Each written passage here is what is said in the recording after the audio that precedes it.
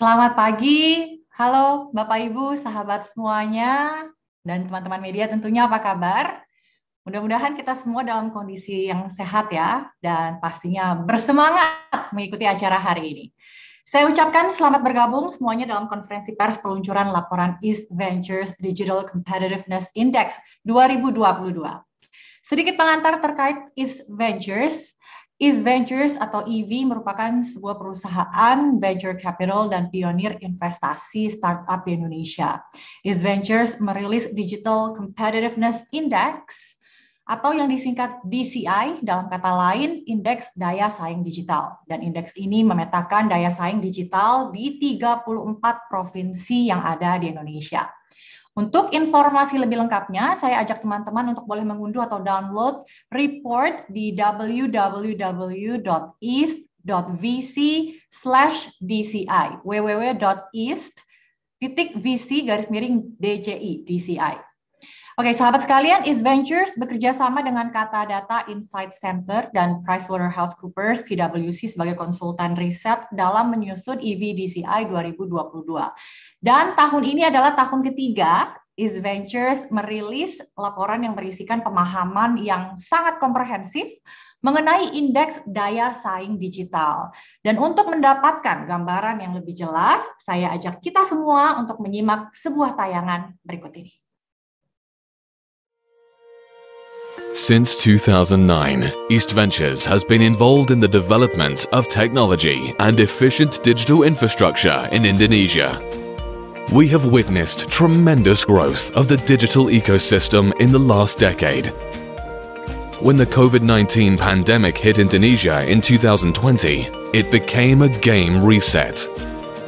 Yet, the nation's ability to overcome the crisis, combined with high digital adoption, has brought us into a new chapter.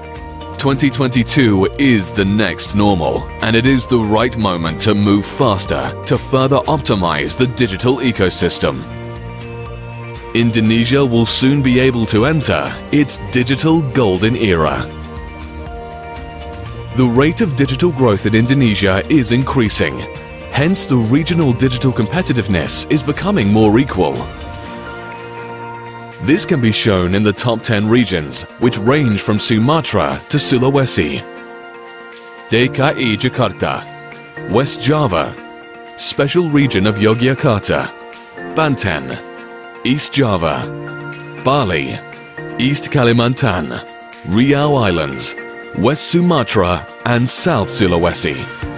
Digital equality among regions is due to the development of digital infrastructure in rural areas, the advancement of information and communication technology, and MSME's digital transformation.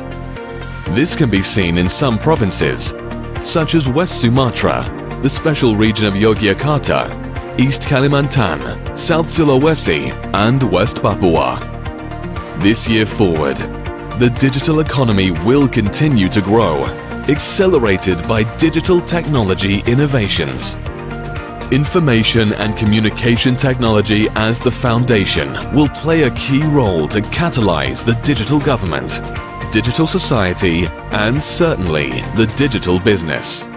This includes the sectors from e-commerce, logistics and transportation, financial, tourism, education, healthcare, and many other sectors.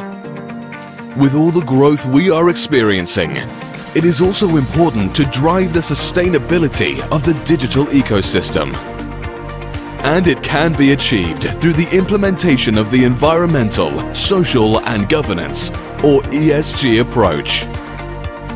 These sectors can only be accelerated when all stakeholders work not in silo, but hand in hand. And these solid building blocks will pave our way towards Indonesia's digital golden era.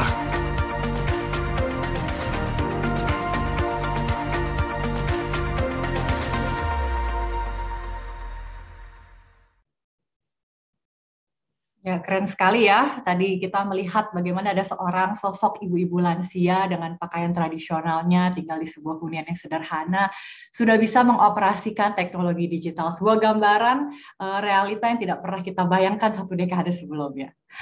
Oke, sebelum kita masuk ke sesi presentasi yang akan disampaikan oleh bapak-bapak yang sudah bergabung secara virtual, kita akan mendengarkan terlebih dahulu keynote speech yang akan disampaikan oleh Sekjen Kemenkominfo Republik Indonesia, Ibu Mira Taiba. Ibu Mira, dengan hormat kami persilakan. Assalamualaikum warahmatullahi wabarakatuh. Salam sejahtera, salam sehat bagi kita semua. Bapak Ibu hadirin yang berbahagia. Saat ini kawasan Asia Tenggara tengah memasuki masa dekade digital, di mana nilai akumulatif ekonomi digital di kawasan ini diproyeksikan akan mencapai 1 triliun dolar Amerika pada tahun 2030. Sebagai rumah bagi lebih dari 273 juta penduduk, Indonesia menyimpan potensi besar untuk merealisasikan peluang dekade digital. Menurut laporan We Are Social dan Kepios tahun ini, tingkat penetrasi internet Indonesia telah mencapai 73,7% populasi dengan persentase kepemilikan ponsel seluler yang bahkan sudah mencapai 133% atau sekitar 100 juta lebih banyak dari jumlah penduduk Indonesia sendiri. Tahun 2021, laporan Google Temasek dan Bain mencatat nilai ekonomi digital Indonesia sebesar 70 miliar dolar Amerika. Meski sudah memasuki tahun kedua pandemi COVID, seluruh sektor di Indonesia termasuk e-commerce, transportasi dan kuliner, online travel dan online media terus merasakan persentase pertumbuhan year on year hingga 2 digit. Nilai ekonomi digital Indonesia juga diestimasikan akan terus tumbuh hingga 146 miliar dolar Amerika tahun 2025 dan mencapai 330 miliar dolar Amerika pada tahun 2030 atau setara dengan 2 kali lipat nilai ekonomi digital Asia Tenggara hari ini. Peluang ekonomi digital yang masif ini tentu perlu kita realisasikan bersama. Pertanyaan selanjutnya adalah, sejauh apa kesiapan kita untuk merealisasikan peluang dekade digital? Menurut laporan Digital Riser 2021 oleh European Center for Digital Competitiveness, jika dibandingkan dengan negara anggota G20, Indonesia berada di peringkat ke-6 negara dengan kenaikan daya saing digital tertinggi, mendahului Kanada, Italia, dan Prancis. Hal ini mengindikasikan kesadaran dan kesiapan Indonesia akan urgensi transformasi digital untuk merealisasikan berbagai peluang yang ada. Perlu digarisbawahi bahwa transformasi digital serta manfaatnya harus tersebar secara merata dan tidak hanya terpusat di wilayah metropolitan. Kota Tier 2 dan Tier 3 di Indonesia khususnya menyimpan peluang signifikan dalam 1 dekade ke depan. Saat ini kota-kota Tier 2 dan Tier 3 berkontribusi pada sekitar 46% total PDB Indonesia dan diestimasikan akan meningkat menjadi 49% hingga 51% pada tahun 2030. Artinya, persentase kontribusi kota-kota Tier 2 dan Tier 3 akan mencakup hingga setengah PDB Indonesia. Bapak Ibu yang saya hormati, pandemi COVID-19 yang kerap disebut sebagai Great Digital Accelerator memang telah mengaktifasi adopsi digital di wilayah non-metropolitan. Di Indonesia, sebesar 72% dari 21 juta orang konsumen digital baru pada tahun 2021 berasal dari wilayah non-metropolitan. Ekonomi digital di kota-kota Tier 2 dan Tier 3 Indonesia diestimasikan dapat tumbuh hingga 5 kali lipat dari tahun 2020 ke 2025 dengan proyeksi proporsi kontribusi pada ekonomi digital nasional hingga lebih dari 40%. Kontribusi tertinggi utamanya disumbang dari 6 sektor, yaitu e-commerce, health tech, lending, edutech, payments, dan ride and delivery. Dalam hal ini, peranan UMKM agar dapat memanfaatkan teknologi digital atau onboarding tentu menjadi signifikan. Menurut laporan IDEA, Asosiasi E-commerce Indonesia, tingkat onboarding UMKM digital selama berjalannya program Gerakan Nasional Bangga Buatan Indonesia terus meningkat hingga mencapai 9,2 juta UMKM per Desember 2021. Namun perlu diperhatikan bahwa persentase UMKM onboarding di daerah masih relatif rendah jika dibandingkan dengan angka nasional. Padahal kota non-metropolitan justru menjadi kunci yang dapat meningkatkan laju pertumbuhan ekonomi digital nasional. Tidak dapat dipungkiri bahwa prasyarat utama agar aktivitas ekonomi digital dapat menjangkau kota non-metropolitan adalah infrastruktur digital yang memadai. Laporan East Ventures Digital Competitiveness Index tahun 2021 memberikan catatan penting bahwa dari 9 pilar yang dijadikan indikator pengukuran daya saing digital nasional, pilar infrastruktur digital menunjukkan skor median tertinggi yaitu 54,29. Artinya, pembangunan infrastruktur sudah mulai dinikmati secara merata di 34 provinsi Indonesia. Namun sekali lagi, transformasi digital tidak cukup hanya menyoal infrastruktur yang merata, tapi juga harus mampu menjembatani kesenjangan lainnya.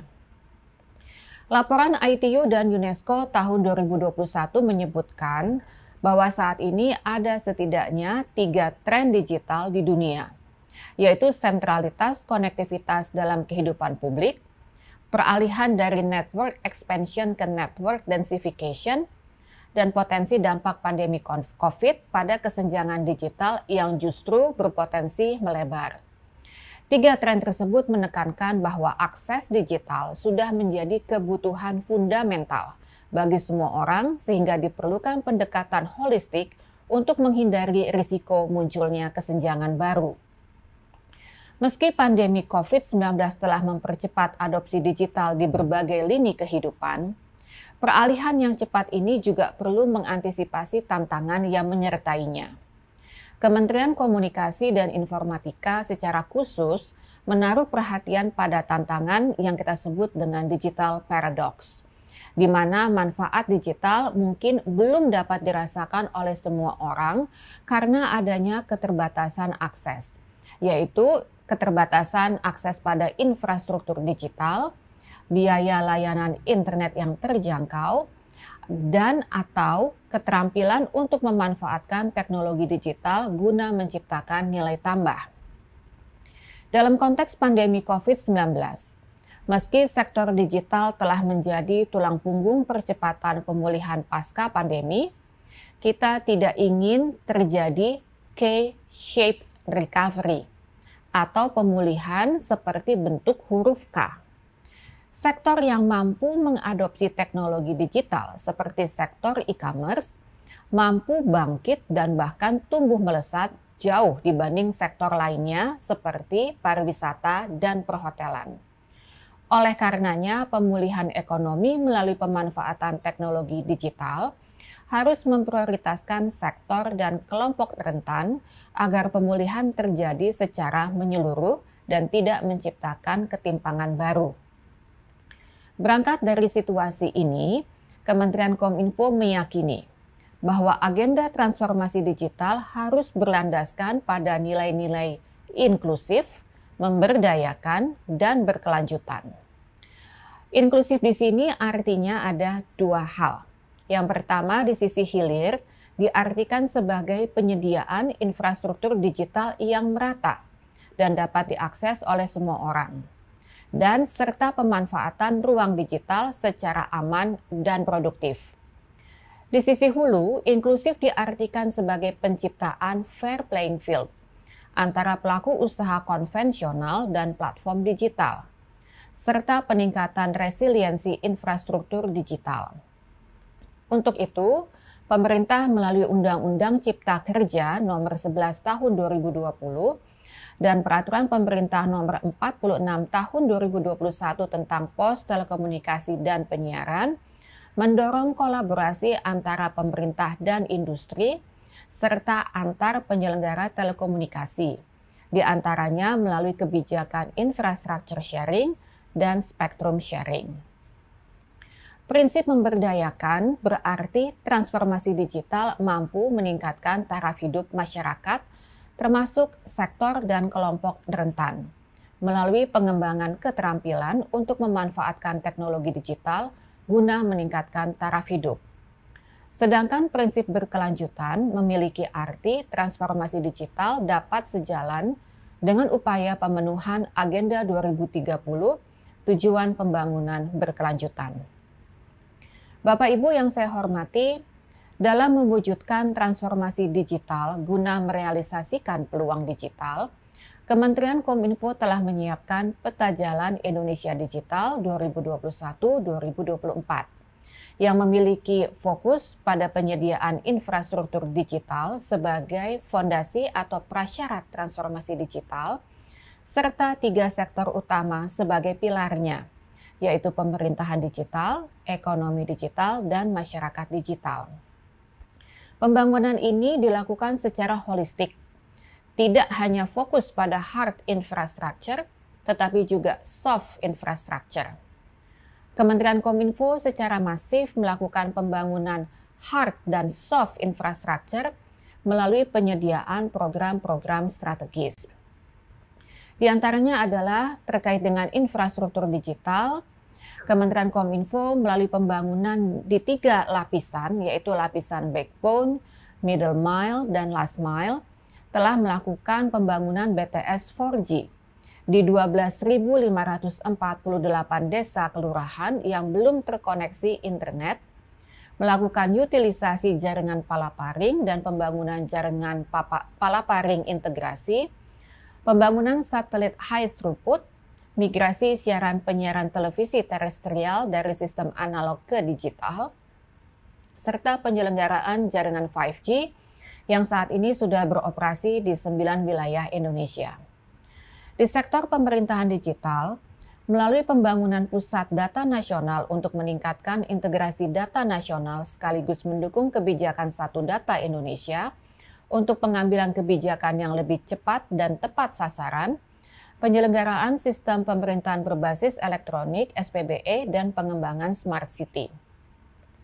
Di pilar ekonomi digital dilakukan melalui dorongan adopsi digital untuk memajukan perekonomian melalui digitalisasi UMKM, dukungan terhadap upscaling startup dan pengembangan industri game, penguatan implementasi teknologi digital di sektor-sektor prioritas seperti health tech, edutech, financial technology, dan digital entertainment, hingga pengembangan ekosistem melalui berbagai forum di tingkat nasional dan internasional. Sedangkan di pilar masyarakat digital, pembangunan dilakukan melalui program peningkatan literasi dan kecakapan digital di 3 tingkatan, yaitu di tingkat bawah Gerakan Nasional Literasi Digital, tingkat menengah Digital Talent Scholarship, dan tingkat Advanced Digital Leadership Academy. Selain itu juga dilakukan penyediaan beasiswa pasca sarjana, serta pengembangan sekolah tinggi multimedia menjadi Institut Digital Nasional University. Keseluruhan program ini tentunya sejalan dengan semangat mewujudkan transformasi digital yang inklusif, memberdayakan, dan berkelanjutan, agar seluruh masyarakat Indonesia tidak hanya sekedar terhubung ke ruang digital, namun juga dapat berpartisipasi secara aktif dan produktif di dalamnya. Bapak Ibu hadirin yang berbahagia, transformasi digital tidak hanya penting dibicarakan di tingkat nasional, namun isu ini juga menjadi perhatian pemerintah Indonesia khususnya di forum G20.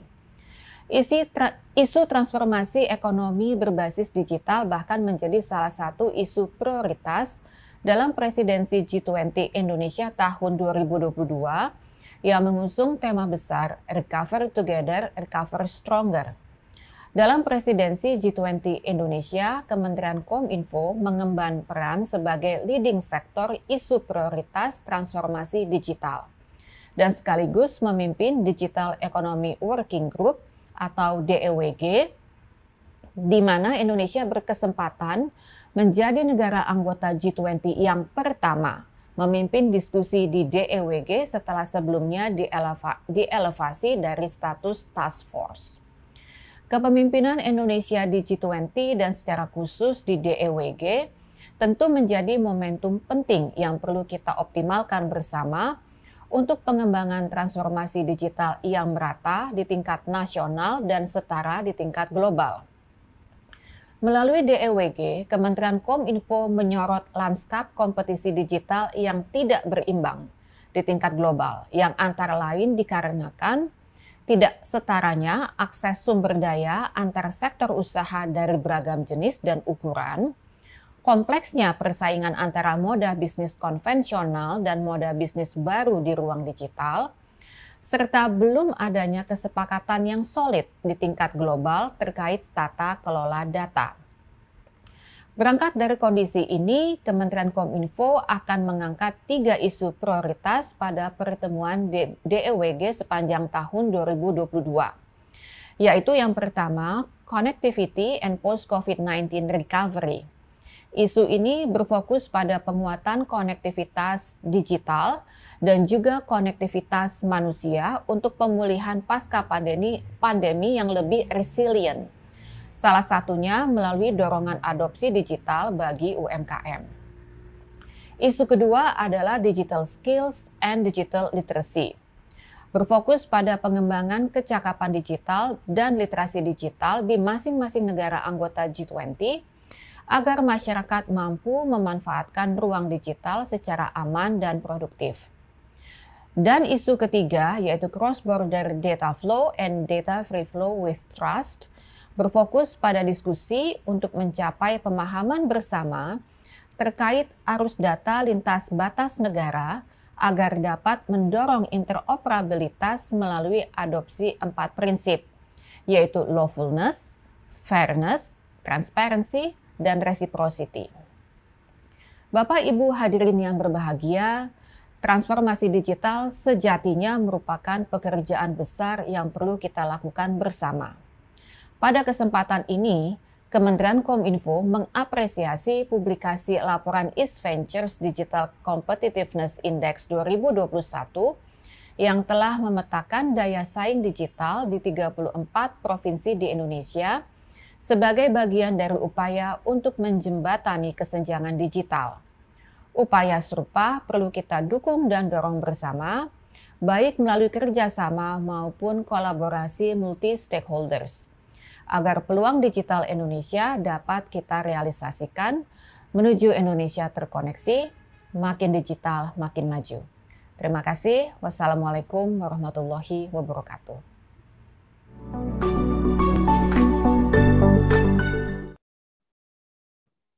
Terima kasih untuk sambutan kunci yang baru saja disampaikan oleh Ibu Mira Taiba selaku Sekjen Kemenkominfo Republik Indonesia.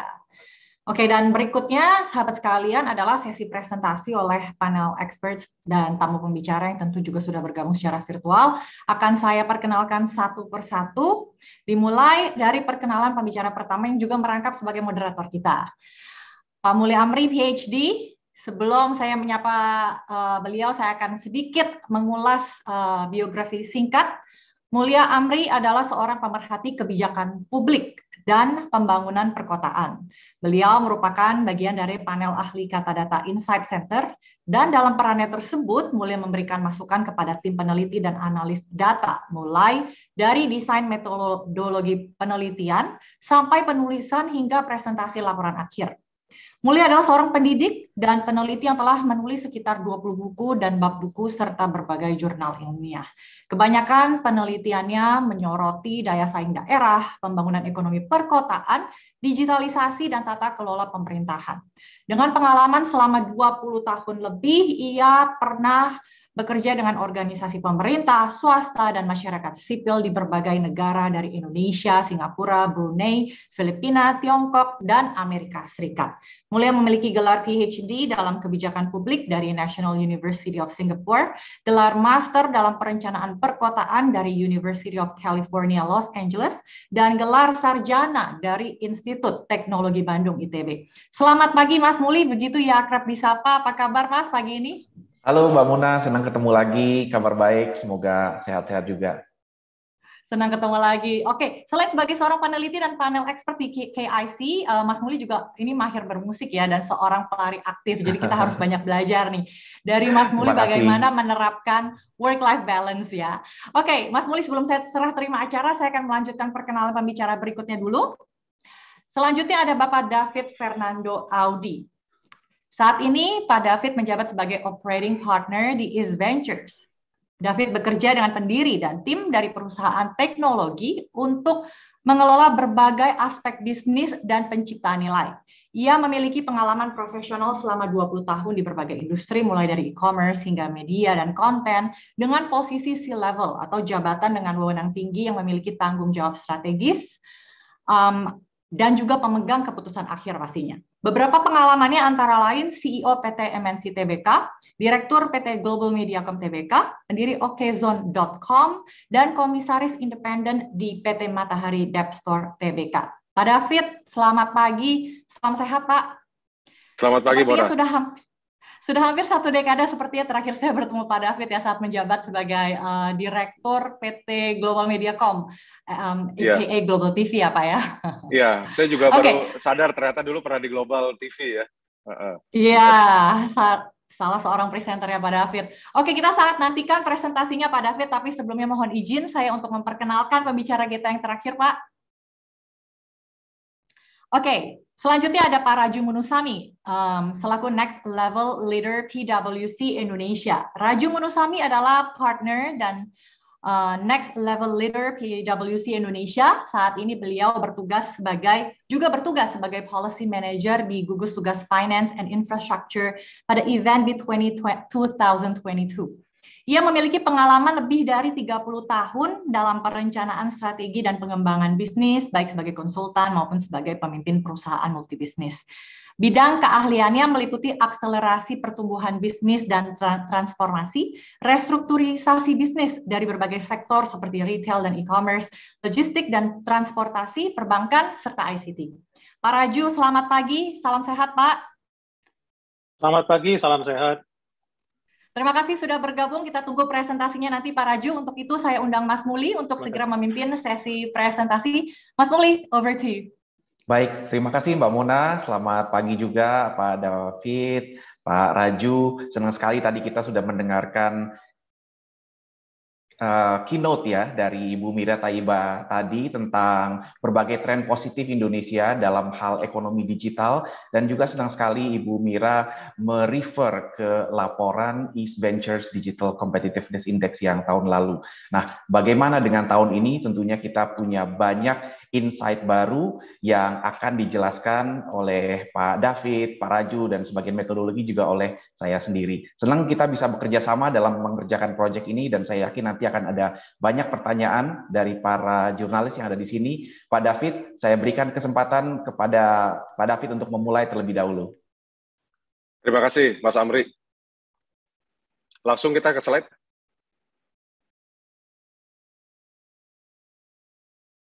Baik, terima kasih. Setelah mengalami tantangan dari pandemi COVID-19 selama hampir 2 tahun ini, ekonomi Indonesia mulai berangsur pulih dengan dukungan dan adopsi digital dan transformasi di berbagai sektor bisnis dan para pelaku usaha. Pada kuartal kedua tahun 2021, Indonesia mencatatkan pertumbuhan 7,1% GDP year on year, dan pertumbuhan ini terus berlanjut dengan 5% pertumbuhan di kuartal 4 2021. Masa pandemi ini mau tidak mau telah menjadi loncatan yang menandakan era akselerasi transformasi digital di Indonesia, dan ekonomi digital bertumbuh dengan pesat, didukung dengan infrastruktur internet yang telah diakses lebih dari 200 juta pengguna di tahun 2021. Nah, bagaimana ke depannya? Kontribusi ekonomi digital yang signifikan pada masa pemulihan ekonomi ini diproyeksikan akan terus bertumbuh. Ya, seperti kita lihat pada grafis di sebelah kiri, pada tahun 2020 Indonesia memiliki tingkat PDB pendapatan domestik bruto Indonesia itu sebesar 632 triliun di tahun 2020. Kemudian di tahun 2021 akhir tahun lalu ditutup dengan 1.005 triliun. Diperkirakan bahwa PDB ini dan juga ditargetkan untuk mencapai 4.531 triliun pada tahun 2030 atau setara dengan peningkatan lebih dari 350%. Kami berpendapat bahwa kunci keberhasilan target ini bisa dicapai dengan pemerataan pembangunan infrastruktur ICT dan akselerasi teknologi digital yang berkelanjutan, mulai dari startup hingga perusahaan besar. Bagaimana keadaan saat ini? Menurut survei yang kami lakukan, sebagian besar perusahaan di Indonesia sudah kategorikan investasi digital sebagai prioritas tinggi. Selain itu juga kemampuan digital menjadi pertimbangan yang sangat penting dalam merekrut karyawan maupun memilih pimpinan dari berbagai sektor usaha. Next slide.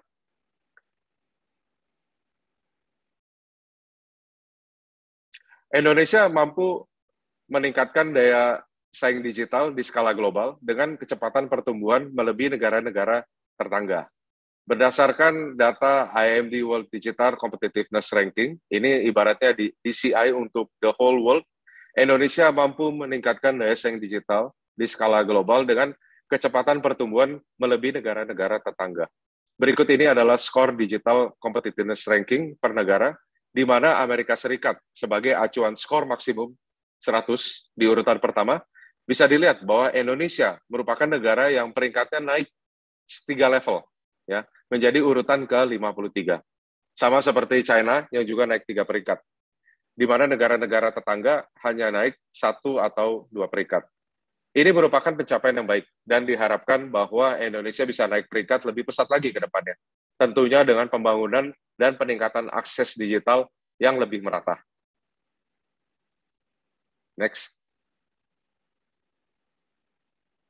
Hal ini juga dibuktikan dengan skor Indeks Daya Saing Digital (IVDCI) 2022 yang terus meningkat secara nasional. Pada hasil research report yang kami rilis di awal tahun 2020, yang merupakan gambaran tahun sebelumnya, yaitu 2009, skor IVDCI nasional berada pada angka 27,9. Kemudian skor IVDCI nasional ini juga terus meningkat menjadi 32 di report yang kami rilis di tahun 2021 yang merupakan gambaran selama tahun 2020. Dan kemudian terus meningkat menjadi 35,2 di tahun 2022. Report yang kami rilis saat ini, yang merupakan gambaran sepanjang tahun lalu 2021. Kemudian, lihat di grafis sebelah kanan, bisa dilihat bahwa hal positif lainnya, gap antara IVDCI antar provinsi ini juga semakin mengecil, di mana perbedaan skor tertinggi dan terendah itu berada di angka 61,95 di report yang kita rilis di tahun 2020, berkurang menjadi 55,58 di tahun 2021, kemudian berkurang lagi menjadi 48,29 di tahun 2022. Next. Secara keseluruhan, pertumbuhan skor IVDCI yang signifikan terjadi pada berbagai provinsi. Ya, slide berikutnya. Seperti yang ditujukan dari meningkatnya peringkat dan skor daya saing digital di beberapa provinsi dibandingkan dengan provinsi lainnya. Berikut adalah tabel peringkat 10 besar IVDCI per provinsi yang di sebelah kiri, di mana Jakarta dan Jawa Barat menempati urutan pertama dan kedua, sama dengan posisi tahun sebelumnya. Telah terjadi peningkatan yang signifikan pada Provinsi Yogyakarta, yang naik 3 peringkat menjadi posisi ketiga, dan Kalimantan Timur yang naik ketiga peringkat menjadi posisi ke-7, serta Sumatera Barat naik 3 peringkat menjadi posisi ke-9. Yogyakarta dan Kalimantan Timur melonjak masuk ke peringkat 10 tertinggi disebabkan oleh peningkatan pada input pilar sumber daya manusia digital, dan Provinsi Yogyakarta juga mencatatkan kenaikan pada indeks pilar wirausaha dan produktivitas. Sementara itu, di Sumatera Selatan mengalami peningkatan infrastruktur ICT dan penggunaan teknologi informasi. Kemudian pada tabel sebelah kanan adalah 10 provinsi dengan pertumbuhan skor tercepat, yaitu Bengkulu yang skornya bertambah 7,8, menempati peringkat pertama provinsi dengan pertumbuhan skor tercepat. Kemudian Papua Barat dengan urutan ke-12 yang bertambah 6,7 menjadi provinsi kedua tercepat dengan urutan ke-19 dan seterusnya. Di sini perlu juga kami tekankan bahwa provinsi-provinsi yang mengalami penurunan pada ranking IVDCI tidak berarti provinsi tersebut mengalami kemunduran. Namun hal tersebut menunjukkan bahwa beberapa provinsi lainnya mengalami tingkat kenaikan pertumbuhan dan akselerasi digital yang relatif lebih cepat dalam mengejar pemerataan digital. Nah, data-data ini telah kami sajikan dengan lengkap di report East Ventures Digital Competitiveness Index di tahun 2022 yang bisa di-download di website kami dan berbagai sumber lainnya. Namun sebelum saya teruskan lebih lanjut, saya ingin mempersilakan kepada Mas Amri dari Kata Data untuk menjelaskan mengenai metodologi yang kami gunakan dalam menyusun report ini. Silakan, saya persilakan kepada Saudara Amri dari Kata Data. Baik, terima kasih Pak Audi. Tentunya teman-teman yang mengikuti sudah melihat betapa menariknya ya pergerakan daya saing digital antar provinsi-provinsi di Indonesia. Ada yang naik, ada yang turun, dan ini semua adalah progres yang ternyata baik itu arahnya karena semakin merata daya saing digital antar provinsi-provinsi di Indonesia. Nah, di slide berikutnya saya lanjutkan ingin menjelaskan tentang metodologi yang kita gunakan untuk mencapai ranking-ranking dan skor-skor yang tadi disampaikan oleh Pak David. Jadi teman-teman di sini yang mungkin belum mengikuti East Ventures Digital Competitiveness Index dari tahun-tahun sebelumnya, mungkin bertanya-tanya, apa sih yang diukur ketika kita bicara tentang daya saing digital di suatu daerah, apa aja yang diukur? Nah, di sini teman-teman bisa melihat di sebelah kiri adalah kerangka indeks tersebut. Kami membagi indeks daya saing digital itu menjadi 3 subindeks. Indeks yang pertama adalah input yang terlihat di pojok sebelah kiri atas. Kenapa input? Tentunya kita bayangkan dalam membangun sebuah ekonomi digital di sebuah daerah, kita memerlukan input-input yang bagus. Apa aja inputnya? Pertama tentunya sumber daya manusia. Kita perlu punya orang-orang yang berkualitas dalam hal kemampuan ICT. Lalu kemudian yang kedua adalah input dalam hal penggunaan TIK itu sendiri, teknologi informasi dan komunikasi. Seberapa banyak orang yang menggunakan, untuk apa saja. Dan yang ketiga adalah pengeluaran untuk TIK. Berapa banyak yang dikeluarkan oleh rumah tangga maupun juga oleh perusahaan-perusahaan untuk TIK. Berapa banyak yang mereka belanjakan. Ini kita anggap sebagai input dan bobotnya 40%. Nah, ketika kita sudah mengeluarkan input, tentunya kita mengharapkan ada outputnya. Apa yang kita harapkan sebagai output dari digital competitiveness? Yang pertama adalah perekonomian, khususnya ekonomi yang terkait dengan sektor digital dan sektor teknologi informasi dan komunikasi. Kalau PDRB dari provinsi-provinsi yang berasal dari sektor teknologi informasi dan komunikasi naik, tentunya itu adalah harapan kita salah satunya. Tapi selain perekonomian, kita juga sangat menginginkan bahwa teknologi digital ini juga dapat meningkatkan kewirausahaan dan produktivitas. Jadi orang memakai TIK itu juga pada akhirnya berimbas pada peningkatan produktivitas. Produktivitas artinya apa? Artinya kita semakin sejahtera, pendapatan semakin tinggi. Dan yang ketiga dari segi output adalah juga ketenaga kerjaan. Kita ingin bahwa ekonomi digital ini juga bisa memberikan pekerjaan bagi banyak orang yang terutama bergerak dalam bidang digital. Karena masa depan ketenaga kerjaan itu adalah orang-orang yang bekerja di bagian teknologi informasi dan komunikasi. Ini yang akan semakin banyak. Tenaga kerja kita harus semakin menguasai teknologi tersebut. Inilah yang kita harapkan dari output. Tapi kita punya input, kita punya output, masing-masing bobotnya 40%, tentunya belum akan lengkap kalau tidak ditunjang oleh sebuah support system. Apa saja yang diperlukan sebagai support untuk memungkinkan input tersebut berubah menjadi output? Yang pertama tentunya infrastruktur. Tadi sudah dijelaskan panjang lebar oleh Ibu Mira bagaimana pemerintah Indonesia bekerja giat untuk mengembangkan infrastruktur dari Sabang sampai Merauke. Yang kedua tentunya adalah keuangan, akses kepada keuangan. Ini juga akan memungkinkan perusahaan maupun rumah tangga untuk memiliki akses kepada ICT. Jadi semakin banyak akses keuangan itu tersebar, semakin kuat juga digital competitiveness sebuah daerah. Dan yang ketiga tentunya adalah regulasi dan kapasitas Pemda. Semakin banyak Pemda-Pemda yang mengeluarkan regulasi yang mendukung untuk pengembangan TIK, mendukung ekonomi digital di daerahnya, dan juga kapasitas Pemda dalam mengeluarkan kebijakan dan progres-progres dalam hal pendidikan, dalam hal pengurangan kemiskinan, itu semua adalah supporting system.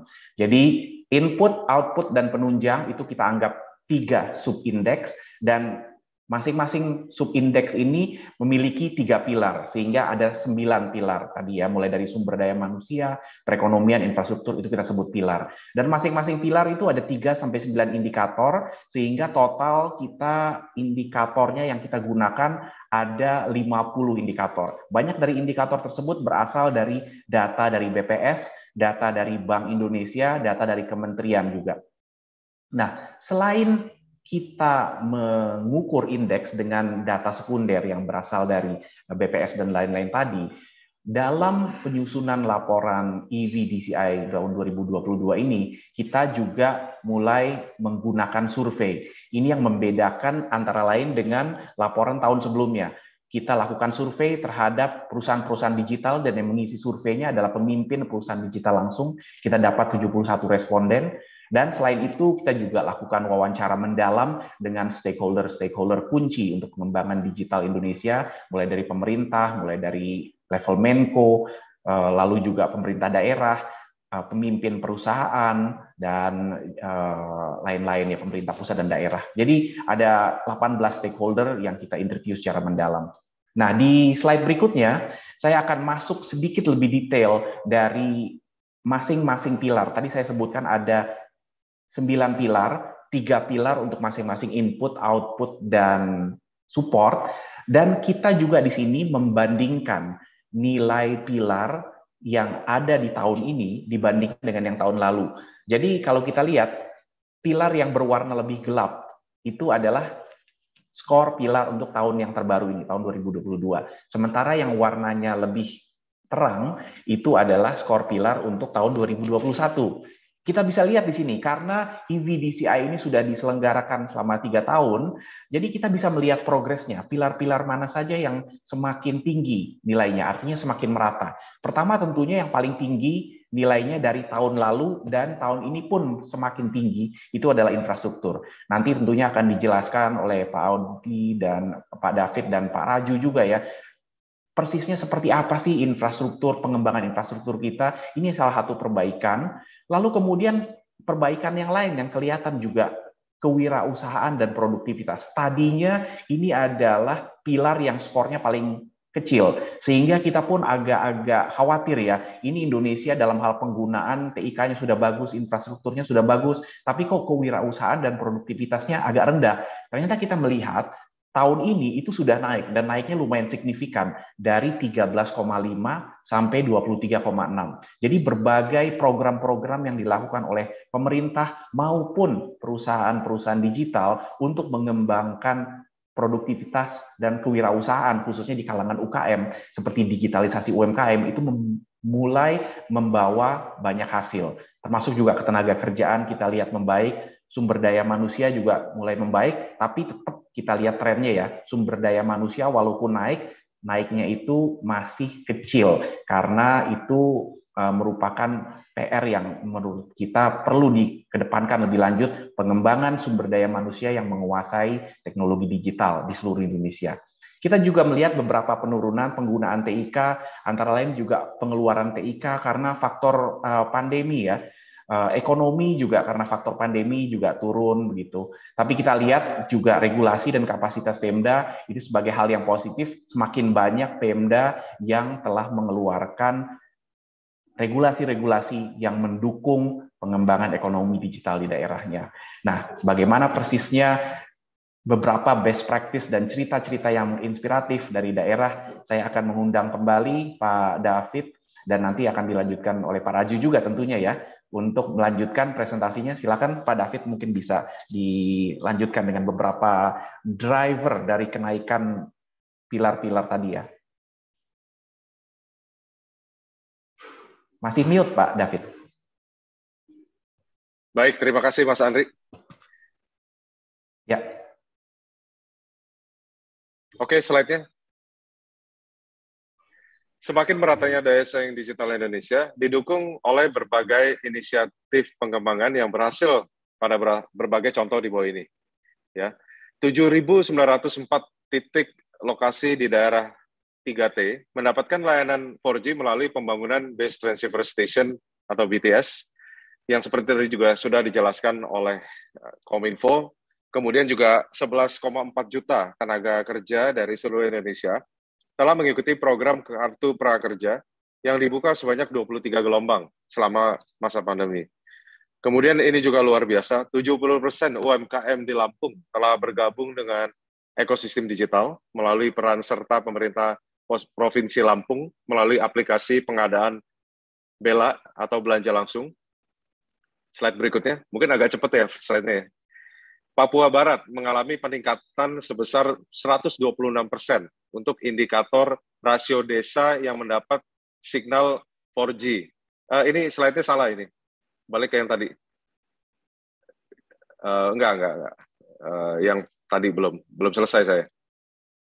Ya, mendapat sinar 4G jauh lebih pesat dibandingkan dengan provinsi lainnya. Kemudian Sulawesi Tenggara dan Sulawesi Barat mengalami peningkatan skor indikator pertumbuhan mahasiswa berkemampuan digital di EVDCI sebesar 138% dan 129% secara berurutan dibandingkan dengan skor di 2021. Ya. Kemudian kembali lagi di Papua juga mengalami peningkatan skor indikator pinjaman fintech sebesar 169%, ya, tertinggi dibanding provinsi lainnya. Slide berikutnya. Untuk melanjutkan pertumbuhannya, masing-masing sektor memiliki strategi dan pengembangan prioritas yang berbeda-beda. Di sektor e-commerce, strategi yang diperlukan adalah merancang pendekatan yang customer-centric, jadi fokusnya kepada customer, kepada user friendliness, kepada kenyamanan, kepuasan konsumer, dan juga membentuk ekosistem yang inklusif bagi UMKM. Ya, sudah mungkin hampir semua, mungkin belum, kalaupun nggak semua, tapi sudah mayoritas UMKM itu sudah pasti punya toko, ya, di e-commerce, ya, antara di Tokopedia, di Shopee, di Lazada, dan lain-lain. Kemudian juga strategi yang dibutuhkan adalah mendukung pertumbuhan segmen B2B.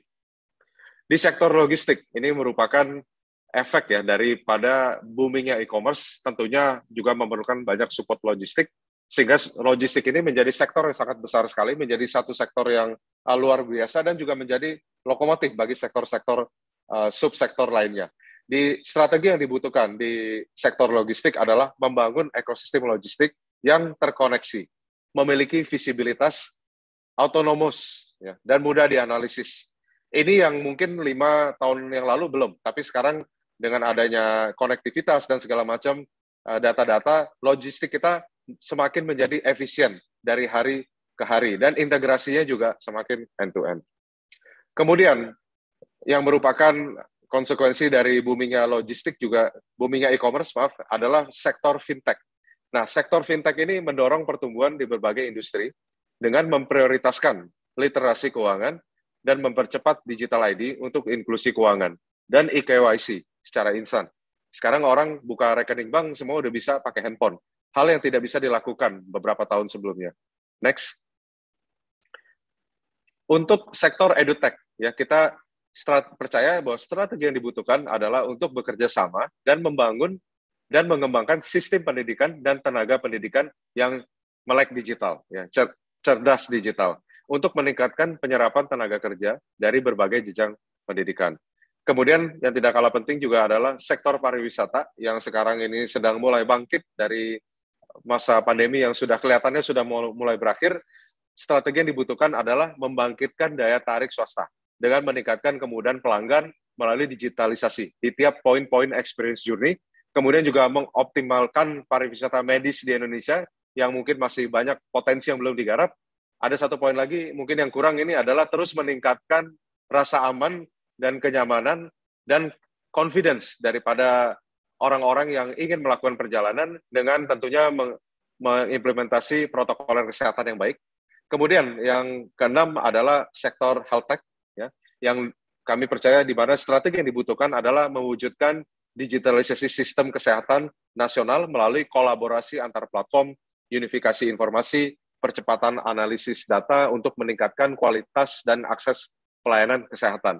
Ini penting sekali. Kalau misalnya semua data-data kesehatan kita bisa disimpan di dalam satu cloud atau satu aplikasi yang kemudian itu bisa diakses dari berbagai penyedia layanan kesehatan, maka kami percaya bahwa tingkat pelayanan kesehatan dan industri health di Indonesia akan lebih baik lagi. Ya, next. Nah, kemudian tentunya beberapa sektor ekonomi digital kami percaya menjadi kunci dalam mendorong daya saing digital Indonesia sepanjang pemulihan ekonomi di 2021 dan ke depannya. Perlu dicatat bahwa keempat sektor yang kami identifikasi ini ibarat lokomotif kereta api teknologi, di mana lokomotif ini akan menarik gerbong-gerbong sektor teknologi yang lainnya. Tentunya yang pertama adalah sektor e-commerce, yang mencatatkan peningkatan jumlah online shopper di Indonesia dari 17 juta di tahun 2020 menjadi 32 juta di tahun 2021. Tokopedia sendiri mencatat jumlah merchant yang meningkat dari 7 juta menjadi lebih dari 11 juta. Ya, dan peningkatan ini terjadi hanya dalam kurun 1-2 tahun saja. Padahal tadi sebelumnya dari 0 ke 7 juta itu memerlukan hampir 12 tahun. Kemudian sektor e-commerce ini akan menjadi lokomotif dari berbagai subsektor teknologi yang mendukung e-commerce. Seperti contohnya logistik, buy now pay later, insurance, dan lain-lain. Kemudian sektor pariwisata. Ini juga penting karena Indonesia ini negara yang sangat indah dengan banyak kepulauan, ya, merupakan suatu major destination, ya, tourism destination.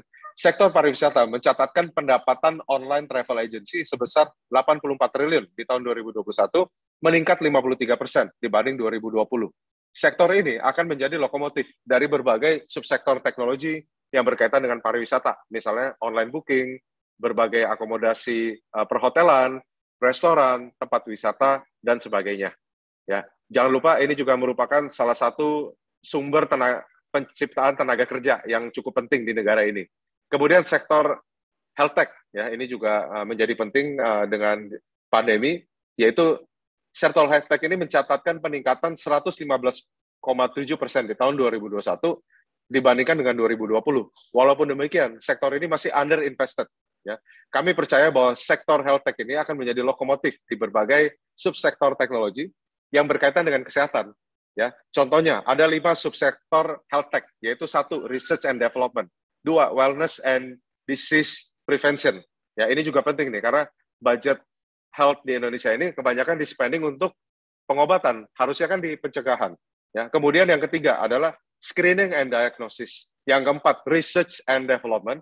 Yang kelima, disease prevention. Yang keempat, care delivery, including telemedicine, assisted living, online pharmaceutical. Dan yang kelima adalah operational digitization. Kemudian yang keempat adalah sektor fintech, di mana peran QRIS dan berbagai digital payment telah menciptakan pasar yang luar biasa besar.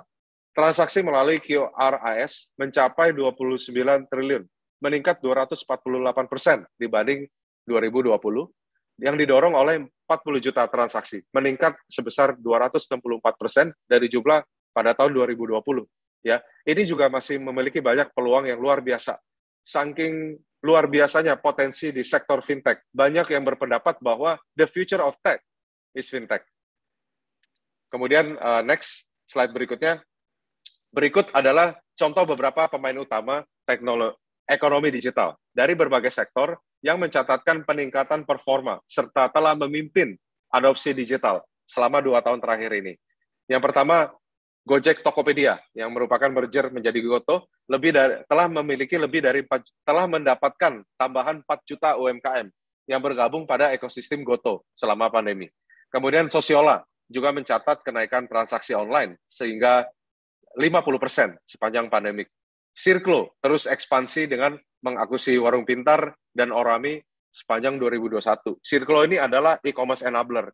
Jadi dengan semakin bertambahnya merchant-merchant yang onboarding online, which is adalah area bisnisnya Circlo, maka bisnis Circlo itu semakin bertumbuh. Mungkin sekadar hal yang menarik, sebelum pandemi itu karyawan Circlo hanya 200 orang. Kemudian 8 tahun setelah April 2020, di akhir 2020 saja, karyawan Circlo itu udah lebih dari 1.000 orang. Ya. Kemudian Ware6, ya, ini adalah e-logistik. Ya, mereka telah menambah 13.000 unit armada truk dan 56 gudang, dan sekarang sudah memiliki lokasi di 239 area di seluruh Indonesia. Di sektor health tech ada Nala Genetics yang merilis CLM 2.0 HP yang merupakan inovasi berbasis AI untuk mendeteksi tren kasus COVID dengan cepat. Kemudian ada juga Relief, ini stress release application ini mengalami peningkatan pengguna sebesar 400% ya selama pandemi. Kemudian tentunya Ruang Guru ya melayani lebih dari 22 juta pelajar saat ini dan telah meningkatkan keterampilan mengajar pada 300.000 guru ya. Haktif Aid telah mencetak 1.100 talenta digital baru selama tahun 2021 dan telah bekerja sama dengan 350 calon rekruter ya atau hiring partner. Kemudian Traveloka juga bekerja sama dengan 150 mitra dan menyediakan 600.000 titik layanan tes COVID. Kemudian Zendit, ini fintech, mencatat nilai transaksi 128 triliun dan mengalami peningkatan pelayanan kepada UMKM sebesar 140%. Slide berikutnya. Ini adalah slide terakhir dari presentasi saya. Slide ini merupakan summary apa yang tadi sudah saya jelaskan. Ini kita gambarkan sebagai summary building blocks yang kita identifikasi sebagai prioritas aspek untuk mencapai era keemasan digital Indonesia atau Indonesia Golden Digital Era. Ya, East Venture DCI 2021 East Venture DCI 2022 merupakan referensi bagi para stakeholder termasuk pemerintah, investor, akademisi, para pelaku usaha untuk melakukan mapping dan menentukan strategi yang tepat dalam memaksimalkan peluang pada era keemasan digital Indonesia. Strategi ini diilustrasikan sebagai rumah di mana infrastruktur ICT merupakan fondasinya yang akan memfasilitasi pertumbuhan digital ekonomi yang merata. Kemudian rumah ini juga ditopang oleh 3 pilar digital, yaitu pertama pilar digital government, pilar digital society, dan pilar digital business sector. Yang pertama, pilar digital government perlu untuk fokus kepada efisiensi dan transparansi.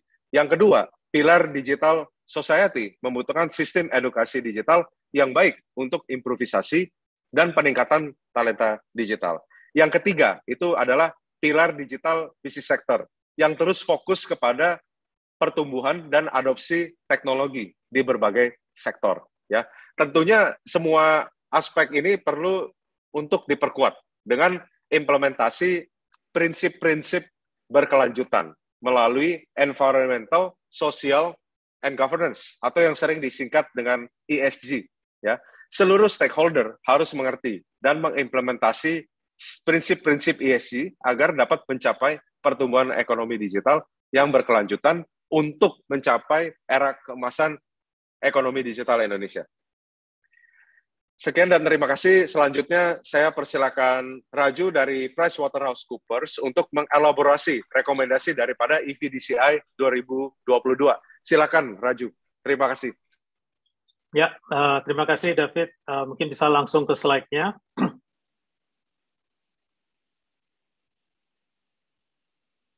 Bisa ditunjukkan slide-nya? Ya, jadi seperti tadi dikatakan adanya 5 aspek yang perlu diperdalam. Jadi saya akan meneruskan apa yang David sebutkan tadi. Pertama-tama tadi kan disebutkan tentang perlunya percepatan pembangunan infrastruktur TIK. Nah, di sini sebenarnya ada 3 hal ya yang perlu kita perhatikan. Yang pertama adalah untuk meningkatkan cakupan jaringan internet dan telekomunikasi di pedesaan dan juga daerah 3T. Kita bisa juga mengambil contoh, tadi memang sudah ditunjukkan penetrasi dari 4G misalnya. Tapi kita juga bisa mengambil contoh misalnya di Tiongkok, ya, di mana 5G itu sudah mengcover semua daerah urban dan perkotaan, dan hampir 40% daerah pedesaan itu sudah 5G. Nah, Indonesia untuk mempercepat pembangunan infrastruktur juga perlu mengarah ke sana. Hal kedua ialah kerjasama antara pemerintah daerah dan penyelenggara TIK untuk mempercepat pemerataan akses TIK. Nah, di sini harapannya adalah dengan adanya akses dan dengan adanya kerjasama tersebut, ini akan meningkatkan taraf hidup dan pertumbuhan ekonomi. Satu contoh yang bisa diambil di sini adalah kerjasama antara pemerintah Kalimantan Utara dengan Telkom Indonesia, yang di mana menginstall Mangunski ya, WISAT yang langsung berhubungan dengan internet untuk membantu sekolah dan juga puskesmas. Hal ketiga dalam percepatan pembangunan infrastruktur ialah perlunya inisiasi kemitraan baik itu bilateral atau multilateral dengan tujuan ialah pendanaan dan juga mendapatkan transfer of knowledge, pengetahuan, di mana dalam hari ini selanjutnya bisa membantu percepatan infrastruktur TIK itu sendiri. Satu contoh di sini adalah tadi juga sempat disinggung di presentasi awal, kerjasama antara Kementerian Komunikasi dan Informatika dengan USAID Global Broadband Initiative. Ya. Jadi di sini program yang dimulai dari tahun 2016 tersebut bukan hanya memberikan akses misalnya kepada desa-desa nelayan maupun ke sekolah dan klinik, tetapi juga ada approach yang unik misalnya dengan menggunakan sisa bandwidth yang ada di satu misalnya untuk television dan kemudian mengalihkannya untuk digunakan ke internet misalnya. Jadi ada semacam repurposing. Nah, hal-hal seperti inilah yang bisa dilakukan untuk mempercepat pembangunan infrastruktur itu sendiri. Lanjut. Nah, yang kedua tadi yang disebutkan mengenai pemerintahnya sendiri, yaitu pemerintah digital dengan tujuan adalah efisiensi dan transparansi. Di sini ada 5 hal yang perlu kita ketahui. Yang pertama ialah bagaimana mendigitalisasi berbagai layanan publik sehingga terjadi peningkatan produktivitas dan juga penyederhanaan layanan. Contoh yang kita bisa lihat sehari-hari sekarang ini adalah penggunaan Peduli Lindungi yang sudah memasyarakat dan sangat efisien buat kita ya. Dan Peduli Lindungi ini masih bisa lagi ditingkatkan. Kalau sekarang Peduli Lindungi lebih kepada status, tapi ini juga bisa di-upgrade gitu, misalnya mengikuti contoh dari Korea Selatan dengan aplikasi CO100-nya, di mana ini bukan hanya sebagai status, tapi juga sebagai pencegahan, yaitu bisa memberitahukan apabila ada orang-orang yang terpapar COVID dalam jarak tertentu. Nah, tentu ini memerlukan share location. Contoh lain, hal lain adalah menyempurnakan portal elektronik tunggal dan terpusat. Nah, ini kita sudah melihat contohnya, sukses salah satu contohnya adalah online single submission misalnya, ataupun e-katalog. Hal-hal seperti ini harus diperbanyak, diperlukan lebih banyak lagi, sehingga ada satu single data center, ada satu proses otomatisasi yang bisa kita manfaatkan. Hal ketiga ialah membangun pemerintahan yang agile. Ya, di sini yang dibutuhkan adalah untuk reformasi peraturan, misalnya. Kita bisa lihat ini contohnya adalah di OJK ya. OJK itu kan ada yang disebut dengan sandbox. Di sandbox itu bisa menjadi wadah untuk perkembangan sektor fintech gitu. Untuk segala regulatori yang dibutuhkan. Nah, kedepannya ini juga perlu dipikirkan. Misalnya tadi David sempat menyinggung mulai KYC gitu ya. Bagaimana supaya ini bisa lebih seamless ya, sehingga adanya pusat data misalnya di mana semua calon pengguna bisa memanfaatkannya. Yang keempat ialah meningkatkan keamanan dan privasi data dengan menerapkan kebijakan perlindungan data pribadi. Nah, ini penting sekali karena data pribadi ini bisa dilihat dari dua segi ya. Dari segi satu adalah dari segi cyber security. Jadi perlu perlindungan, perlu peraturan agar pengguna atau pemilik data tersebut menjaga data-datanya dengan baik itu dengan proteksi secara hardware ataupun software sehingga tidak terjadi penyalahgunaan. Tapi dari segi lain juga perlu peraturan bagaimana entitas yang memiliki data-data pribadi kita ini juga tidak menyalahgunakan secara sengaja gitu. Artinya misalnya dimanfaatkan untuk komersialisasi di luar dari penggunaan itu sendiri. Nah, yang terakhir adalah melakukan benchmarking pada pemerintahan provinsi atau pemerintah daerah. Nah, ini penting karena kenapa? Karena banyak sekali sebenarnya pemerintah daerah tadi sudah ditunjukkan juga mereka itu rank-nya beda-beda gitu. Jadi daripada mulai dari nol, ya saling belajar dari satu sama lain itu akan sangat bermanfaat. Next page. Nah, yang ketiga tadi disebutkan tentang masyarakatnya sendiri ya, society, di mana dibutuhkan talenta digital melalui sistem peningkatan sistem pendidikan dan keterampilan. Kita melihat beberapa segi di sini. Yang pertama tentu adalah dari untuk pengembangan ekonomi digital itu dibutuhkan kurikulum. Jadi di sini ya perlu partisipasi sektor swasta gitu ya dalam pengembangan kurikulum digital. Nah, bukan hanya pendidikannya atau kurikulumnya, tapi juga pendidiknya juga dibutuhkan. Nah, pendidik ini dalam bentuk peningkatan kompetensi pendidik, terutama yang menyangkut sains, teknologi, engineering, dan mathematics. Kenapa? Karena STEM inilah yang nanti berpengaruh kepada pengembangan mutu pendidikan digital itu sendiri. Yang ketiga, akses pengalaman profesional. Jadi kurikulumnya sudah sesuai, pendidiknya sudah terampil. Nah, sekarang penerapannya. Dan penerapan itu bisa dilakukan melalui program misalnya seperti yang sudah ada ya, Kampus Merdeka misalnya, di mana sudah hampir 600 mitra yang ada, dan ini akan sangat membantu untuk mempercepat penyerapan pengetahuan dan penerapannya sendiri dari tools ataupun perangkat-perangkat digital. Dan yang keempat adalah edukasi yang inklusif yang dapat diakses oleh semua kalangan. Jadi kalau tadi kita bicara kualitas, sekarang kita juga perlu bicara kuantitas, di mana akses ini harus inklusif gitu ya. Salah satu contoh yang bisa kita pakai adalah bagaimana memanfaatkan kartu prakerja misalnya, sehingga menjadi platform untuk upskilling yang luas. Next. Nah, yang ini adalah yang menyangkut bisnis. Jadi kalau menyangkut bisnisnya, yaitu fokus dari peningkatan adopsi teknologi digital, bukan hanya di sektor-sektor yang tadi disebutkan ya, tapi juga lebih luas lagi ke hampir semua sektor. Nah, di sini ada 3 hal yang perlu diperhatikan. Yang pertama ialah bagaimana menyediakan wadah-wadah dan program pertumbuhan melalui kolaborasi itu antara stakeholders. Di sini kita bisa lihat misalnya gerakan Bangga Buatan Indonesia ya, di mana kerjasama antara platform dengan penyedia jasa. Ini hal-hal seperti inilah platform-platform yang lebih advance bisa menyediakan tools, tapi juga sekaligus pengetahuan, skills, knowledge yang bisa di-adopt oleh yang lain. Kemudian transfer knowledge di sini yang dipimpin oleh para tech leaders ya.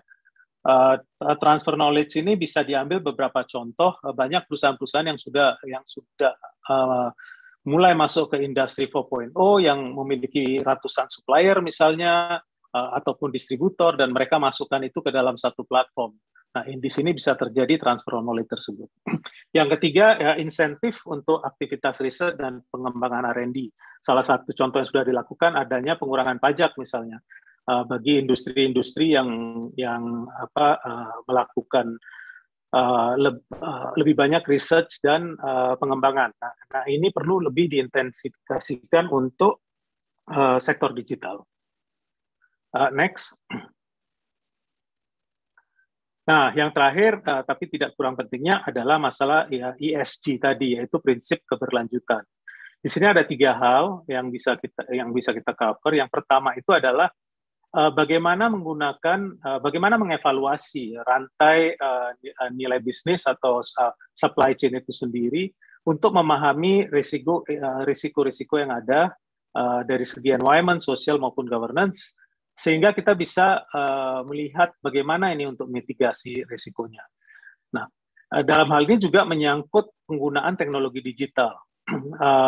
Teknologi digital ini bisa kita manfaatkan. Contoh aja adalah Aruna misalnya, di mana Aruna menggunakan GPS untuk menentukan rute perjalanan nelayan, sehingga menjadi lebih efisien, lebih mengetahui penggunaan bahan bakar nelayan itu sendiri, tapi juga tahu ini kemana, di mana ada jumlah ikan yang lebih optimal.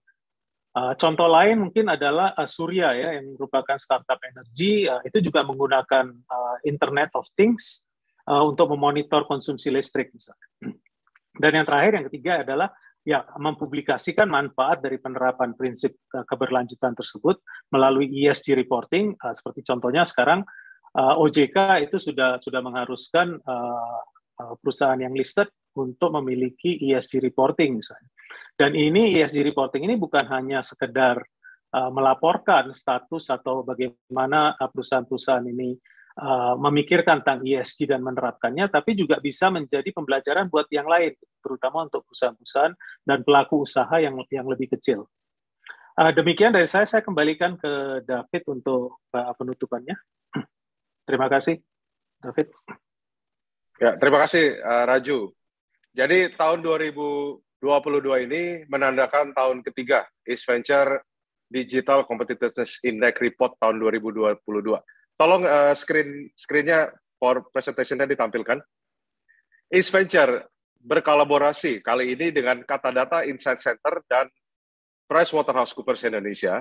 Dan ini merupakan kerjasama 3 pihak, di mana masing-masing saling memberikan kontribusi sesuai dengan expertise-nya untuk membuat laporan riset yang lebih komprehensif di tahun ketiga ya daripada East Ventures Digital Competitiveness Index 2022. Kami bertiga telah melakukan mapping Digital Competitiveness Index bukan hanya dengan studi kuantitatif berdasarkan angka-angka indikator saja, namun kita juga telah melakukan survei perspektif ke berbagai perusahaan, pemerintah, para stakeholders lainnya, dan bahkan para startup ya, mengenai Indonesia Digital Competitiveness Index. Terlebih lagi, laporan riset ini juga memberikan gambaran dan potensi pertumbuhan di setiap sektor, di mana pemerintah, pelaku usaha, dan para stakeholders dapat menggunakan report ini untuk menerapkan strategi yang tepat dan terus meningkatkan potensi bisnis dan policy impact yang maksimal ke depannya. Kami percaya bahwa EVDCI 2022 merupakan referensi bagi para stakeholders termasuk pemerintah, investor, akademisi, dan pelaku usaha untuk melakukan mapping serta menentukan strategi yang tepat dalam memaksimalkan peluang di era keemasan digital Indonesia. Sekian penutup dari saya. Terima kasih. Kembalikan kepada moderator dan MC. Baik, terima kasih Pak David dan Pak Raju juga, teman-teman yang mengikuti presentasi ini tentunya merasa excited ya, sangat seru sekali bahwa memang betul-betul sepertinya kita sedang menuju ke arah masa keemasan digital di Indonesia. Arah-arahnya sudah benar, perkembangannya sudah benar, dan kita excited, tentunya kita menginginkan progres yang lebih cepat dan progres yang lebih inklusif juga ya. Jadi tadi dari Pak David sudah menjelaskan major trends dan juga trends yang terjadi di Indonesia, baik di antar daerah maupun juga antar sektor, dan lalu juga rekomendasi secara lebih detail sudah disampaikan juga oleh Pak Raju. Ada beberapa pertanyaan yang sudah masuk ya dari teman-teman media di sini. Saya bacakan yang pertama dulu dari Mbak Selvi nih dari Kontan, dan pertanyaannya sangat spesifik untuk East Ventures.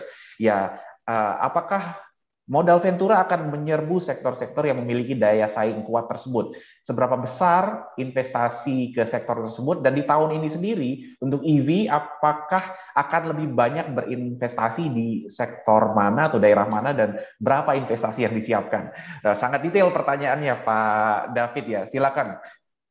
Ya tentunya ya jawabannya sudah pasti. Kalau modal itu akan mencari area-area yang memiliki peluang pertumbuhan yang baik, itu sudah sewajarnya. Jadi jawabannya iya, kita tentunya akan terus berinvestasi di sektor teknologi ya, secara keseluruhan tentunya, dan juga fokus kepada sektor-sektor yang masih memiliki peluang potensi pertumbuhan yang lebih besar ke depannya ya. Mungkin kalau ditanya sektor yang mana, ini banyak sekali yang kita ingin diskusikan, tapi mungkin waktunya tidak cukup. Namun saya ingin menyampaikan bahwa Indonesia ini masih e-commerce ya. Jadi e-commerce itu sudah besar sekarang, tapi sebenarnya potensi pertumbuhannya itu masih lebih besar lagi gitu. Dan again, yang tadi saya sebutkan bahwa e-commerce itu adalah sektor lokomotif yang dapat menarik sektor-sektor teknologi lainnya. Ya, tentunya selain e-commerce ada juga lokomotif-lokomotif lainnya yang tadinya juga sebenarnya merupakan gerbong yang ditarik e-commerce. Ya, contohnya, misalnya dengan maraknya e-commerce, kan jadi ada payment digital, terus kemudian juga jadi ada ride hailing, ada food delivery, ada logistik, dan lain-lainnya. Namun sektor-sektor ini juga sekarang menjadi besar, sehingga bisa menjadi lokomotif sendiri. Contohnya sektor fintech. Karena dengan mungkin ya, dengan teknologi yang memungkinkan pembayaran secara digital, itu menumbuhkan peluang-peluang usaha baru. Jadi nantinya orang misalnya mau aplikasi bank sekarang udah nggak harus ngantri di bank gitu. Kemudian untuk beli asuransi juga nggak harus ngisi-ngisi formulir, tinggal semuanya digital. Terus kemudian untuk cicilan juga nggak perlu pakai kartu kredit. Kalau dulu kan mungkin lebih banyak kartu kredit, atau kalaupun mau cicilan manual kita harus datang ke kantor. Tapi sekarang semua bisa dilakukan melalui aplikasi. Beli saham juga sekarang semua rata-rata udah pakai online brokerage, ya. Udah nggak pakai telepon-telepon lagi kayak zaman dulu gitu. Nah, jadi kita akan melihat sektor-sektor ini. Terus kemudian yang saya ingin garis bawahi juga sektor health tech juga masih memiliki peluang yang luar biasa, ya. Indonesia ini 70% spending di health, ya, di kesehatan itu adalah pada pencegahan. Jadi orang udah sakit dia baru spend untuk pengobatan.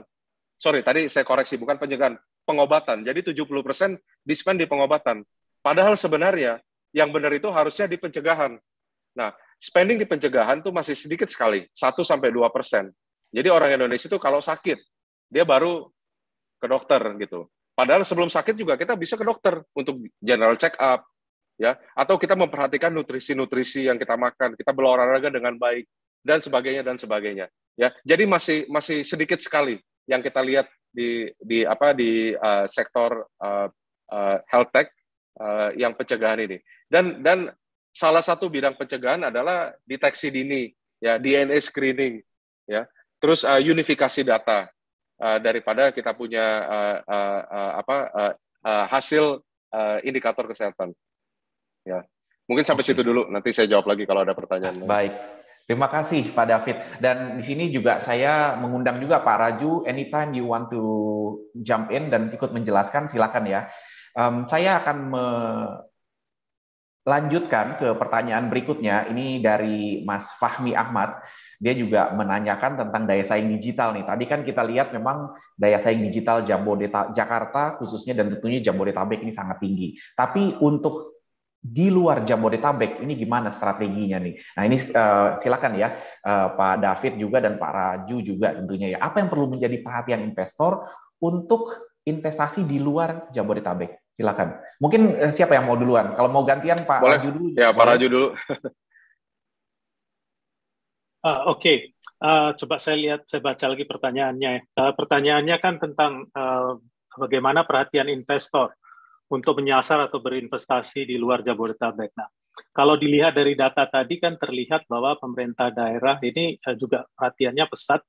Mereka juga mulai meningkatkan kemampuan mereka. Jadi menciptakan semacam advantage agar para investor ini juga bisa melihat bahwa sekarang ini ada alternatif. Kalau dulu misalnya perhatian mereka adalah Jabodetabek yang memiliki daya saing paling tinggi gitu ya.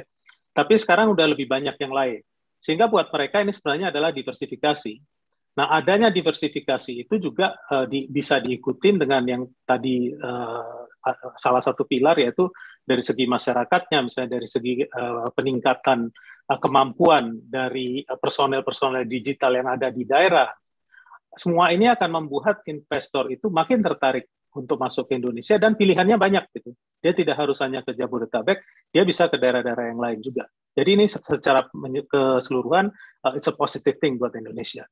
Iya, baik. Terima kasih Pak Raju. Pak David, kalau ada yang ditambahkan silakan. Kalau nggak ada nggak apa-apa. Iya. Kalau saya berpikir kalau secara garis besar itu gimana untuk percepatan akselerasi digital di luar Jakarta. Kuncinya yang pertama itu adalah inclusiveness dulu. Jadi kasih dulu. Akses digitalnya kasih dulu gitu loh. Ya, spending TIK, infrastruktur digital, internet juga harus cepat gitu. Jangan yang lambat, yang reasonable lah gitu. Kasih dulu inclusion. Habis itu kemudian juga disusul dengan literasi. Kalau misalnya ada inclusion, ya itu otomatis orang tuh akan cari cara sendiri gitu loh. Kayak kemarin juga waktu lagi pandemi, orang nggak bisa jualan, tokonya tutup. Akhirnya dia cari cara buka toko di Tokopedia atau di Shopee. Orang ibu-ibu, bapak-bapak, penjaga warung yang tadinya gaptek, tahu-tahu jadi melek digital. Karena mereka cari jalan. Tapi untuk itu terjadi, harus ada inklusi dulu. Memang mereka udah memiliki akses. Ada akses internet. Cuma mereka nggak pernah pakai aja selama ini gitu loh. Jadi kasih dulu gitu. Ya, saya pernah ngobrol, ada teman di BRI juga melihat banyak sekali adopsi digital nih luar biasa. BRI itu kan banknya UMKM ya. Jadi mereka tuh bilang gini, di tahun kemarin tuh spending yang luar biasa besar itu adalah spending di handphone. Orang-orang beli smartphone ya. Kalau zaman dulu kita beli smartphone apa tuh dibilang konsumtif. Benar nggak? Tapi sekarang dengan adanya belanja handphone yang luar biasa ini, orang-orang jadi banyak yang melek digital. Jadi handphonenya dia dapat handphone dulu, dia bisa lihat, ya dia main-main gimana, ya tahu-tahu dia jadi jago aja gitu loh. Jadi saya percaya itu, saya termasuk yang percaya bahwa inclusion harus duluan gitu, inklusi dulu. Tapi habis itu juga tentunya harus dibarengi dengan literasi digital. Ya, supaya karena kalau enggak bahaya juga. Ya, maksudnya tetap harus inklusi duluan, tapi nggak lama habis itu juga literasi digital juga harus. Karena kalau enggak nih resikonya nanti bisa banyak orang ketipu, penipuan gitu kan. Kalau literasi digitalnya rendah gitu. Ya, kayak sekarang nih lagi banyak crazy rich gitu. Nanti banyak korban gitu. Ya, jadi pertama inklusi, habis itu literasi langsung disusul gitu. Saya percaya itu. Betul, oke. Jadi inklusi, lalu kemudian literasi. Bukan hanya literasi digital, tapi juga literasi keuangan digital tadi yang terkait dengan beberapa kasus tadi. Maksudnya literasi keuangan digital. Ya. Betul. Terima kasih buat koreksinya. Siap. Pertanyaan berikutnya dari Zul, dari Jakarta Post. Ini pertanyaannya sepertinya mengarah kepada provinsi-provinsi yang ranking daya saing digitalnya rendah nih. Jadi kalau tadi kita pertama sebelumnya berbicara tentang di luar Jabodetabek, dan ternyata memang di luar Jabodetabek ada ya provinsi-provinsi, daerah-daerah yang promising, yang memberikan harapan seperti Bali dan lain-lain tadi. Tapi juga bagaimana dengan provinsi yang rendah mungkin daya saing digital dan membutuhkan support atau intervensi khusus.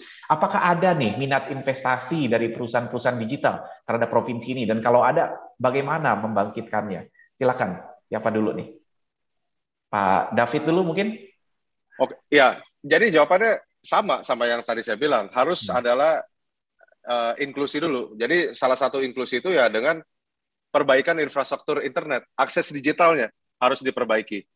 Dalam relevansinya di dalam report kita kan lihat Papua itu naik berapa belas peringkat, ya kan? Tahun lalu Papua rendah gitu. Tapi tentunya dengan upaya pemerintah yang membangun BTS di berbagai pelosok-pelosok ke desa-desa tertinggal, dan kita tahu di Papua ini kan sebelumnya banyak yang tidak memiliki akses digital.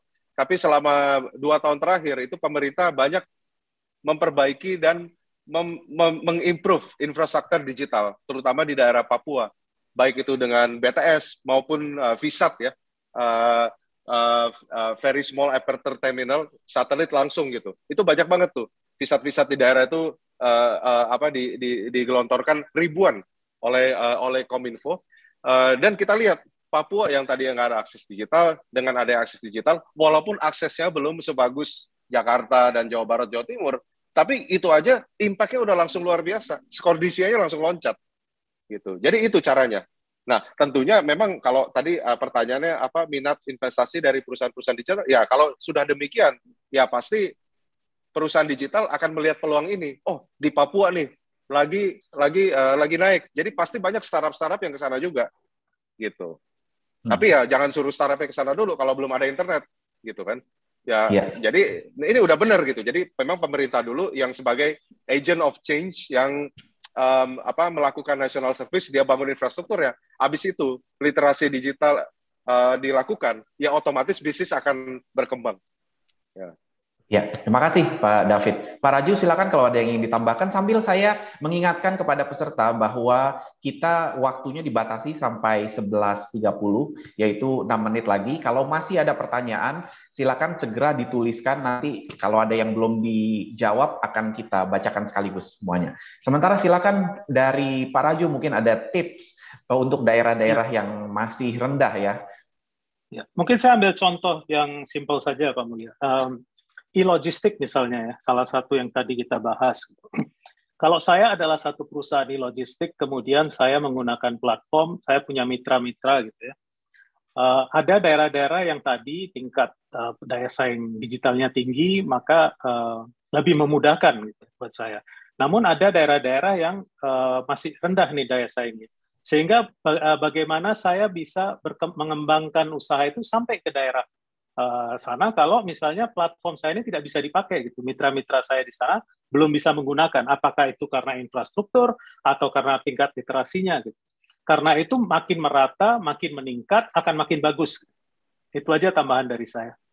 Oke, baik kalau begitu. Ini ada pertanyaan terkait dengan literasi digital di Papua ya, dan akses kepada pinjaman fintech di Papua yang meningkat. Ini saya kebetulan tadi meminta tim di Kata Data untuk cek datanya gitu. Jadi nanti kita sambil diskusi aja ya Pak David dan Pak Raju. Ternyata memang pinjaman fintech di Papua meningkat, tapi kalau dilihat dari tingkat literasi keuangan digital masih termasuk yang di bawah ya, di antara provinsi-provinsi lain di Indonesia. Dan ini menurut saya menggarisbawahi yang disebutkan oleh Pak Audi tadi, bahwa pertama inklusi dulu, bahwa dengan adanya inklusi keuangan, ini sekarang orang-orang ini punya akses kepada fintech, pinjaman fintech. Tapi kedepannya ini kalau tidak segera dibangun literasi keuangan digitalnya, ini bisa jadi bermasalah seperti yang disampaikan Pak Audi tadi. Jadi the first step, infrastructure and access, yes, that's good, we support that. Tapi kemudian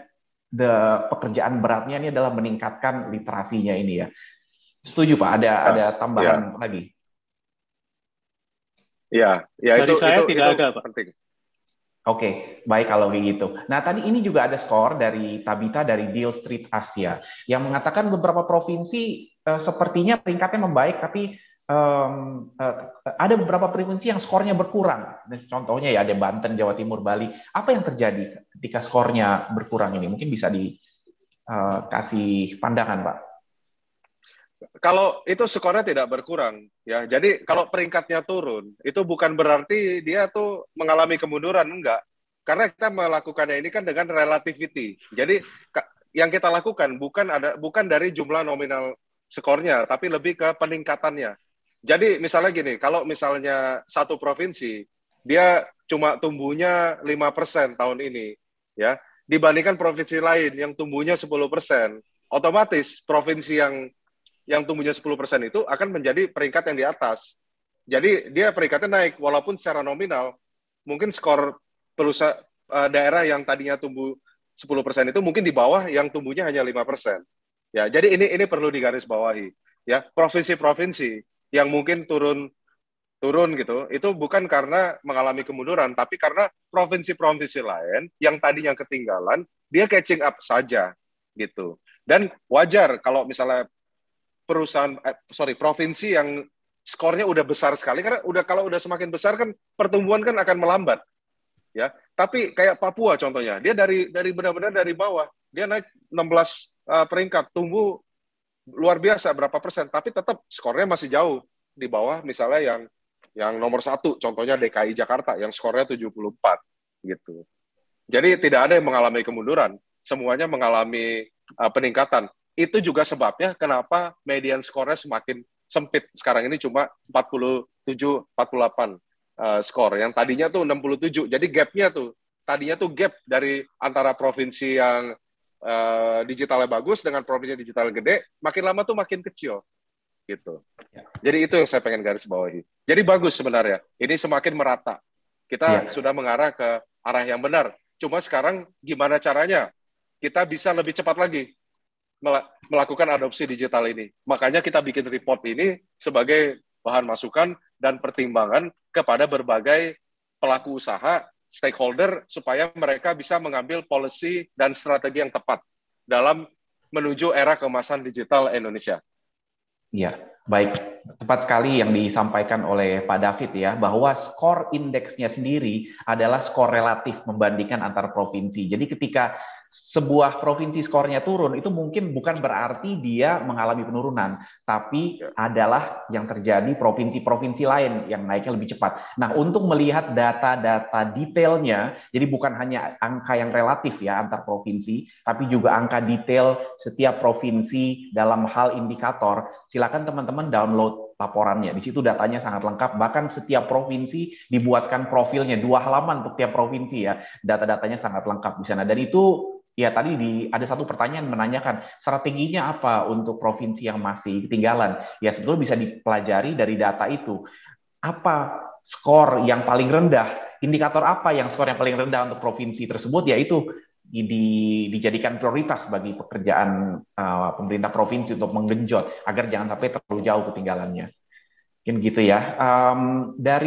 Ada satu pertanyaan terakhir nih kita dari segi waktu ya. Salah satu prioritas pemerintah adalah agar UMKM ini bisa go digital. Nah, setelah melakukan pemetaan nih, setelah kita punya data EV-DCI ini, kira-kira bagaimana agar UMKM yang masih banyak terdapat di pedesaan ini bisa ikut go digital juga? Silakan.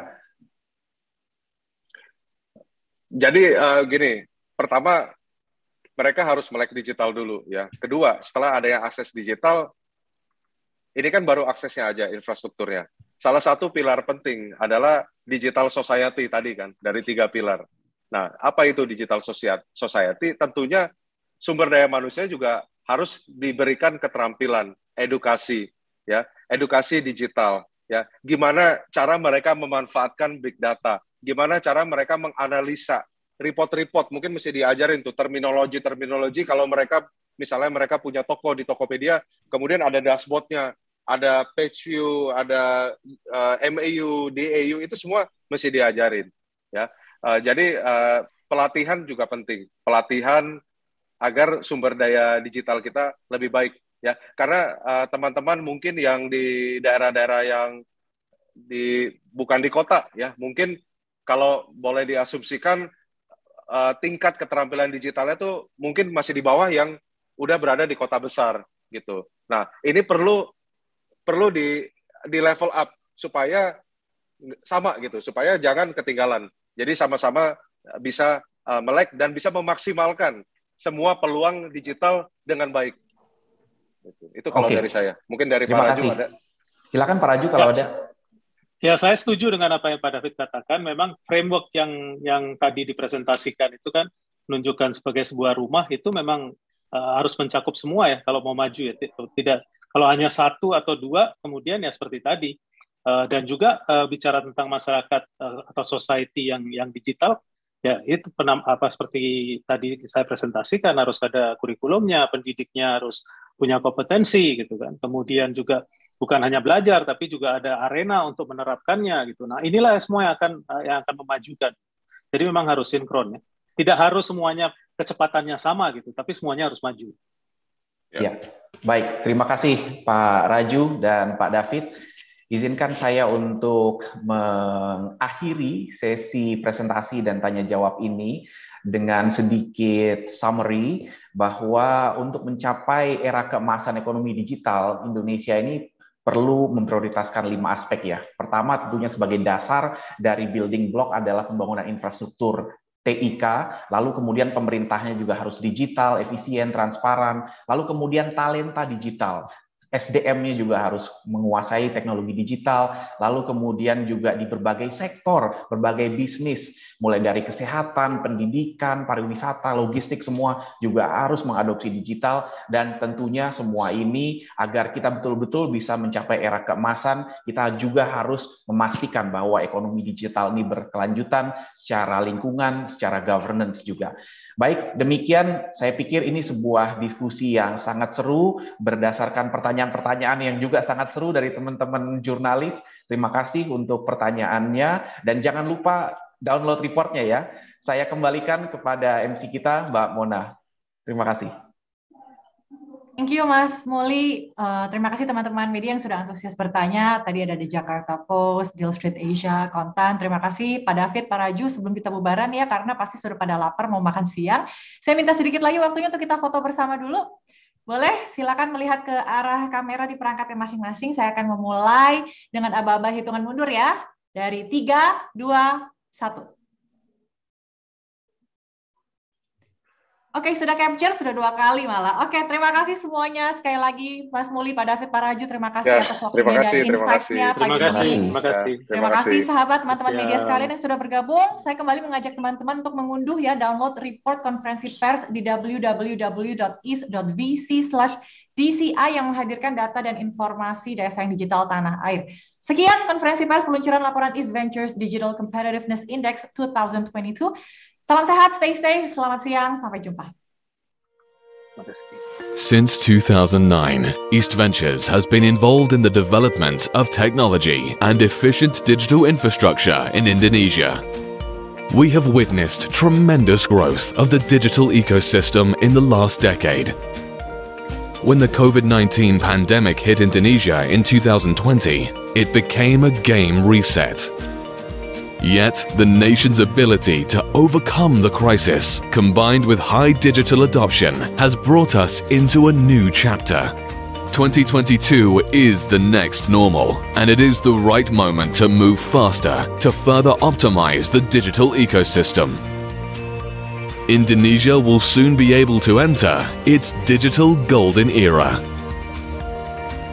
The rate of digital growth in Indonesia is increasing. Hence, the regional digital competitiveness is becoming more equal. This can be shown in the top 10 regions, which range from Sumatra to Sulawesi, DKI Jakarta, West Java, Special Region of Yogyakarta, Banten, East Java, Bali, East Kalimantan, Riau Islands, West Sumatra, and South Sulawesi. Digital equality among regions is due to the development of digital infrastructure in rural areas, the advancement of information and communication technology, and MSME's digital transformation. This can be seen in some provinces, such as West Sumatra, the Special Region of Yogyakarta, East Kalimantan, South Sulawesi, and West Papua.